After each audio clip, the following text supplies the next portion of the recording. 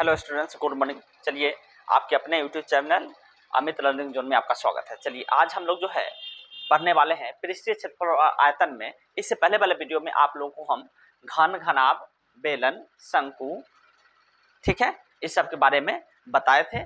आज के वीडियो में बच गया था शंकु के छिन्नक और गोला और अर्धगोला। तो इस वाले वीडियो में हम लोग शंकु के छिन्नक के बारे में बात करने वाले हैं, गोला के बारे में बात करने वाले हैं और अर्धगोला के बारे में समझेंगे, ठीक है, ताकि आगे चल करके समस्याओं को हल करने में, सवाल को बनाने में आपको सहूलियत मिले। चलिए शुरू से लेकर अंत तक आप लोग बने रहिए। मात्र 2 से 3 मिनट का वीडियो होगा। चलिए हम लोग शुरू करते हैं। पृष्ठीय क्षेत्रफल और आयतन, इसको इंग्लिश में सरफेस एरिया एंड वॉल्यूम हम लोग कहते हैं, ठीक है।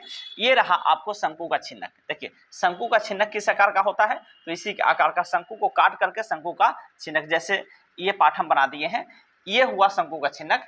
इसको जैसे शंकु का छिन्नक क्यों कहा जाता है, क्योंकि ये शंकु का ही भाग होता है, ये शंकु का ही भाग होता है, इसको काट करके बनाया जाता है शंकु का छिन्नक, ठीक है।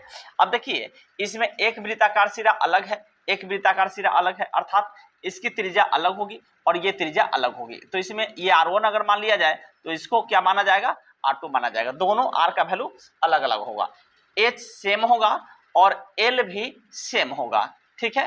तो देखा जाए शंकु के छिन्नक का आयतन क्या होता है, 1/3 पाई h इंटू R1 का स्क्वायर जोड़ R2 का स्क्वायर जोड़ R1 इंटू R2 होता है शंकु के छिन्नक का आयतन, ठीक है।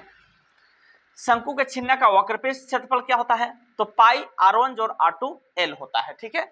अब जो है शंकु के छिन्नक का संपूर्ण पृष्ठीय क्षेत्रफल क्या होता है, तो पाई R1 जोड़ R2 L, यानी वक्रपृष्ठ, और वक्रपृष्ठ में कुल पृष्ठ कैसे निकलता है, तो ऊपर का वृत्ताकार सिरा और नीचे का भी वृत्ताकार सिरा, दोनों को क्या किया जाता है, जोड़ दिया जाता है, यानी पाई R1 स्क्वायर ऊपर वाला और पाई R2 स्क्वायर नीचे वाला जोड़ दिया जाएगा, तो इस शंकु का संपूर्ण पृष्ठीय क्षेत्रफल हो जाएगा, ठीक है। समझ में आया। आगे चलिए, ये रहा आपका गोला।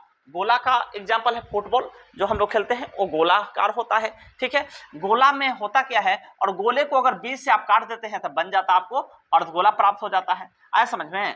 अब देखिए तो गोला में देखिए बीच में ऐसा कुछ नहीं होता है कि इसको जो है मतलब कि ऊपर का सिरा, यानी इसमें वक्रपृष्ठ नहीं होता, इसमें संपूर्ण पृष्ठीय क्षेत्रफल ही गोला में होता है। तो गोला में देखिए गोला का आयतन क्या होता है, तो 4/3 पाई r3। गोला का आयतन क्या होता है, 4/3 पाई r3। पाई का वैल्यू कितना रखना है, 22/7 रखना है। यदि किसी सवाल में कहा जाए तो वहां पे 3.14 रखेंगे, ठीक है। अदरवाइज कुछ और कहा जाए तो हम वहां रखेंगे, ठीक है।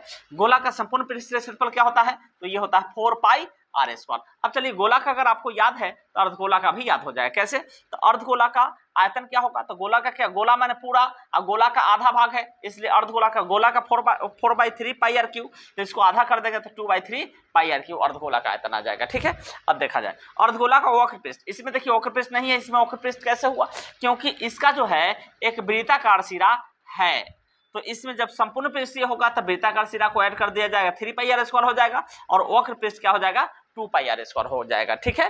क्योंकि गोला का होता 4 पाई r स्क्वायर, इधर इसका आधा कर देंगे, वक्र पृष्ठ 2 पाई r स्क्वायर हो जाएगा। जैसे कटोरा है तो उसमें कोई सामान अगर आप रखे हैं तो उसमें अगर मुंह, जो ऊपर गोलाकार जो मुंह है उसमें थोड़ा सा आप ठोस वस्तु रखे, थोड़ा ऊपर भी रख सकते हैं, यानी उसमें थोड़ा सा आयतन उसका क्या हो जाएगा, बढ़ जाएगा, यानी वृत्ताकार सिरा जो वृत्त का जो क्षेत्रफल होगा वो ऐड हो जाएगा, यानी पाई r स्क्वायर ऐड हो जाएगा, तो 3 पाई r स्क्वायर हो जाएगा, ठीक है। वीडियो आपको कैसा लगा कमेंट करके जरूर बताइएगा। थैंक यू, धन्यवाद।